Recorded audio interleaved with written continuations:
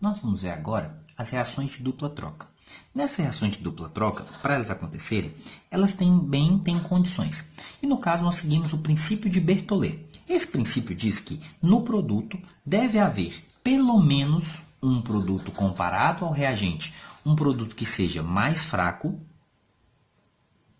ou mais instável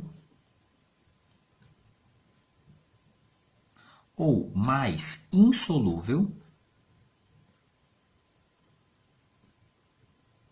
ou mais volátil. Tudo bem? Isso vai dizer o princípio de Berthollet para acontecer uma reação de dupla troca. No caso de mais fraco, nós já vimos quais são os ácidos fortes, quais são as bases fortes e, consequentemente, quais são os ácidos e bases fracas. Beleza? O que é preciso a gente ressaltar aqui é que, caso apareça no produto H2O, o H2O é considerado um eletrólito fraco. O que é um eletrólito? É um material capaz de conduzir eletricidade. Então, nós dizemos que caso tenha água, a água será considerado um eletrólito fraco, um produto fraco, logo aquela reação é passível de ocorrer. Beleza? Agora, instável.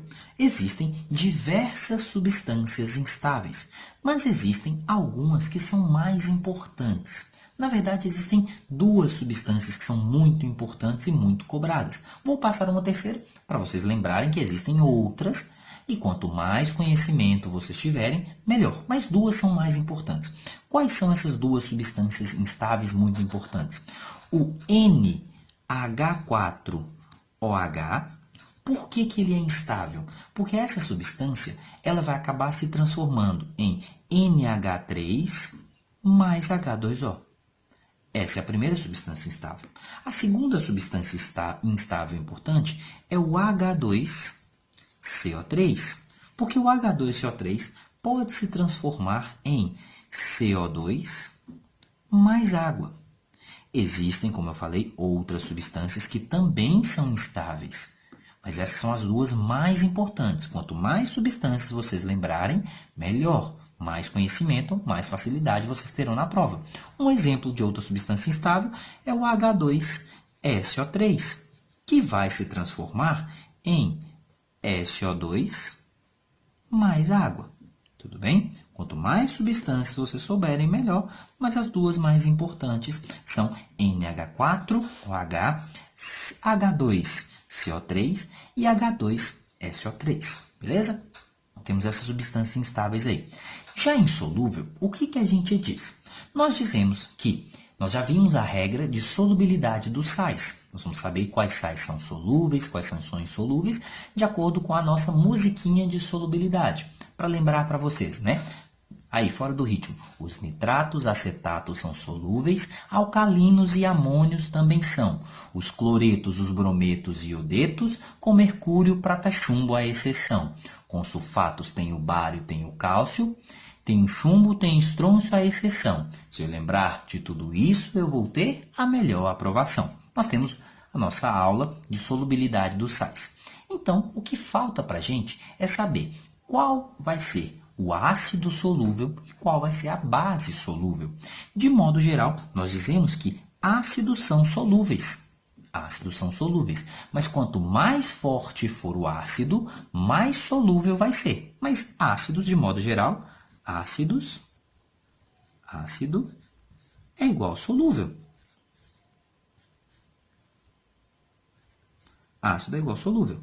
De modo geral é isso. Mas quanto mais forte for o ácido, mais solúvel vai ser. E quanto mais fraco, menos solúvel vai ser. Já no caso das bases, também seguimos essa mesma regra. Bases fortes são solúveis, bases fracas são insolúveis. O que é importante nós ressaltarmos é que a base NH4OH é uma base fraca, já que não é da família 1A nem da família 2A. Mas mesmo assim, NH4OH, mesmo sendo uma base fraca, é uma base solúvel. É uma base solúvel. Tranquilo? Mas ácidos, todos eles são solúveis, mas quanto mais fraco, menos solúvel. Quanto mais forte, mais solúvel. Tudo bem? Já voláteis vão ser substâncias capazes de transformar-se em gás, vão ser capazes de vaporizar. Os gases, eles já são gases, então eles são voláteis, tudo bem? Então, sempre que formar um gás, a gente já sabe que esse gás vai transformar-se em vapor, né? Porque pode ser, dependendo da condição, aquele gás ali, né? Por exemplo, O2, dependendo da temperatura, vai ser líquido, vai ser sólido. Qualquer substância vai depender da temperatura, das condições, mas ele tem uma tendência a virar gás no estado natural. Beleza? Então, as substâncias que nós conhecemos como gases nas condições ambientes, dependendo da situação que ela for produzida, a gente considera ela como volátil, porque dependendo ela pode se transformar em gás. Agora, existem algumas substâncias que nós precisamos reconhecer sabidamente, além dos gases, que são voláteis. Quais são essas substâncias que vão ser voláteis, que vão ser cobradas de vocês na prova? Essas substâncias vão ser, nós temos o NH4OH. Então, mas é uma base, bases são sólidas? Sim, mas devido a essa capacidade dela ser instável e transformar-se em NH3 e NH3 volatilizar, ser um gás, a gente diz que ela é uma base volátil. Nós temos H2CO3, pelo mesmo motivo. Ele pode se transformar em CO2 e o CO2 vai virar gás, também é volátil. Nós temos aqui também como base o HNO3, que também pode se volatilizar, tudo bem?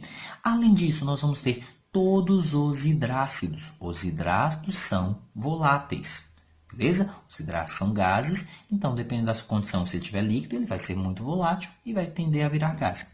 E, além disso, nós temos o ácido acético, que apesar de ser um ácido orgânico, muitas questões de inorgânica acabam colocando o ácido acético presente, que é o HCH3COOH. Esse é o ácido acético, tudo bem? É um ácido orgânico, mas aparece dentro de questões de inorgânica. Ácido acético ou ácido etanóico. É o ácido do vinagre, beleza? Vamos ver um exemplo aqui agora de reação de dupla troca. A reação de dupla troca mais comum que vai aparecer para vocês são as reações de neutralizações. Vamos pegar justamente esse exemplo para a gente ter aqui ideia. Nós temos aqui NaOH mais HCl. Tudo bem? O que vai acontecer? Por que eu sei que eu tenho uma reação de dupla troca? Eu tenho substâncias compostas, beleza? Sempre que eu tiver substâncias compostas, eu vou ter reação de dupla troca. No caso, a primeira coisa que nós temos que fazer para achar uma reação de dupla troca é separar o cátion e o ânion das duas estruturas, beleza? Que aí nós vamos ter o seguinte, nós vamos ter aqui, ó, Na mais OH menos. Nós vamos ter do outro lado H mais Cl menos. E aí, o que a gente vai fazer? Nós vamos combinar o cátion de um com o ânion do outro. Para isso, nós pegamos o 1 que está aqui, jogamos para cá, o 1 daqui jogamos para cá. Acharemos a estrutura, então, NaCl. Beleza? Achamos essa estrutura. Já no caso H mais e OH menos, vai formar água, então nós vamos ter a estrutura de água. Pronto. Assim vai acontecer. E aí, depois de montarmos, nós temos que analisar pelo princípio de Berthollet se no produto tem alguém mais fraco, instável, insolúvel ou volátil. No caso, a água é considerada um produto fraco. Logo, a reação acontece. Pronto. É assim que a gente faz a análise. Vamos pegar um outro exemplo que não seja uma reação de neutralização. Seja uma reação que a gente tem um sal, por exemplo, 2 sais. Nós temos aqui, por exemplo, NaCl mais AgNO3. Tudo bem? Nós temos que separar o cátion de um lado com o ânion do outro. Nós temos Na mais Cl menos.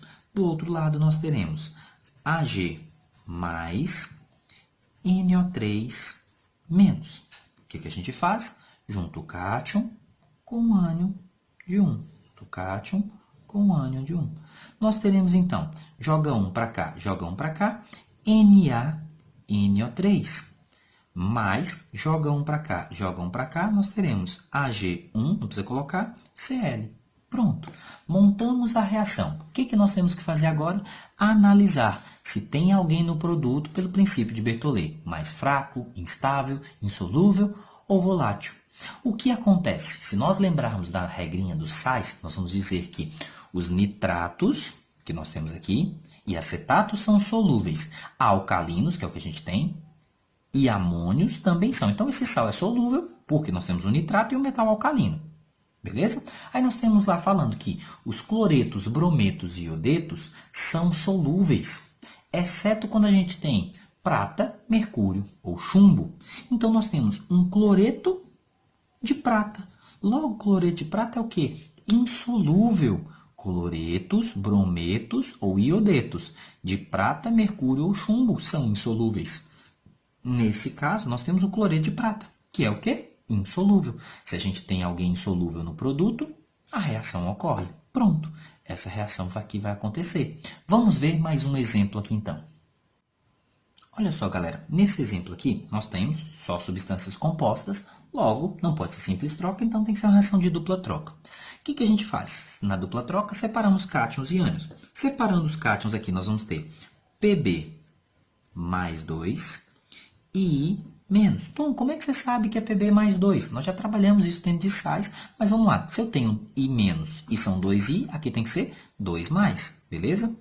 Aí a gente faz aqui, ó. Aqui nós temos Na mais NO3 menos.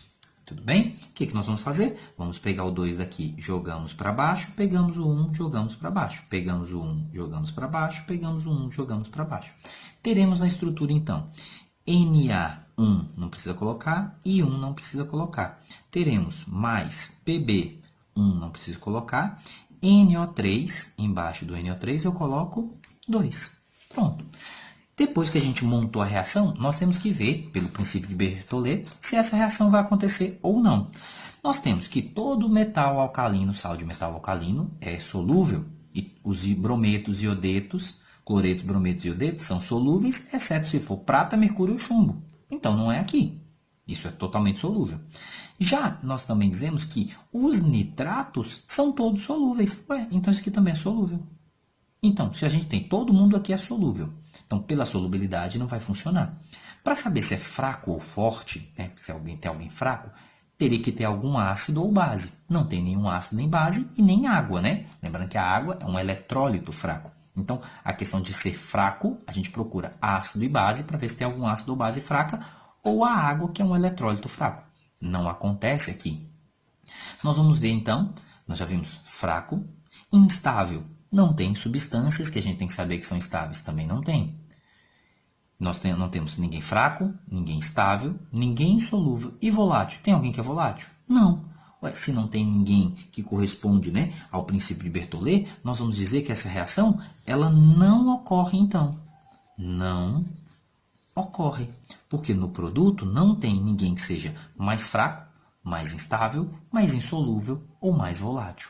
Tudo bem? Então, todas as vezes nós temos que primeiro montar a reação e ao final da reação nós analisamos se tem alguém fraco, instável, insolúvel ou volátil. Agora, se eu pego a reação contrária, essa reação escrita ao contrário, Pb, NO3, 2, mais NaI. Beleza? Nós pegamos essa reação contrária. O que a gente vai fazer? Vamos fazer aqui, ó. Nós temos que separar o cátion. O cátion aqui é o Pb mais 2. O ânion é NO3 menos. Tudo bem? O cátion do outro lado vai ser o Na mais e o ânion vai ser I menos. Se nós combinarmos, né, trocado aí o cátion de um com o ânion do outro, combinarmos de forma trocada, cátion com ânion, nós teremos como estrutura, aí o quê? NaNO3 mais Pb2. E nós dizemos que sais de cloretos, brometos e iodetos, eles são solúveis, exceto se forem de prata, mercúrio ou chumbo. Logo, a gente tem um produto insolúvel. E se a gente tem um produto insolúvel, essa reação aqui ela ocorre perfeitamente.